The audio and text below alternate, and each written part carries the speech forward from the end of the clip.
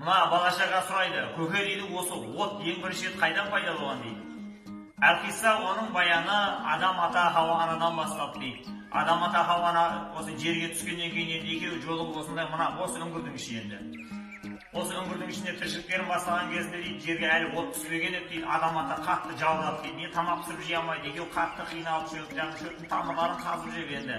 Сонымен енді күн суытқаннан кейін бүрсетті екеуі. Содан Құдайға дуа қылып жалынды дейді Адам ата. Уа Тәңірім, бізге бір жылынатын бір нәрсе берсең деп. Содан енді Адамға жаны ашып дейді, сосын Тәңір тағала бір періштені шақырып алды айтты, ей бар ана, тозақтың отынан ал да бір уыс Адам атаға апарып бер, тамақ пісіріп жесін, үйін жылытсын деп мына үңгірдің. Содан не керек, тозақтан барып та көсіп мынандай бір уыс шоқ алды дейді. Сөйтіп дағыны Адам атаға жай қойын, осы қолын жай беріп дейді. Шоқты келіп салып қап еді, шоқты келіп секіріп түсті мынандай суға. Қыш деп өшіп қалды дейді. Сосын не мынаусын өз деп айтты, бар жаңасын әкелді.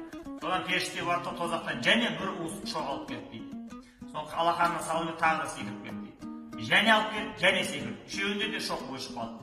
Сосын айтты дейді, ей мынауың не деп. Сонда от сөйледі дейді шоқ. Ей, бұл адам деген Құдайдың халифасы, Құдайдың бұған періштелер кеше сәжде қылған. Бұның қолын күйдіремін ғой мен. Мен жазықты болам ғой сол үшін. Маған болмайды. Адам деген қасиетті бұл жаратылыс. Оның қолын күйдіріп мен ондай бір қиындыққа қалатын жағдайым жоқ деп айтты. Содан төртінші мәрте періште алып келген кезінде мына отты алды, мындай тастың ішіне тұрып жіберді, жасырып қойды. Содан бастап Адам ата екі тасты бір-біріне соққан кезде мына шақпақ жарқ етіп от шығады екен дағыны, содан тұтатып алады екен дейді.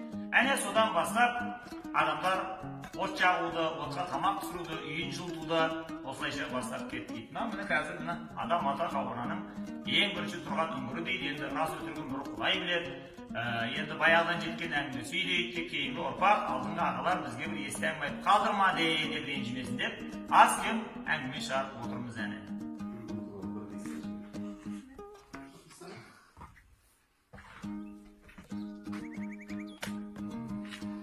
Міне Адам ата үңгірден шығады екен да.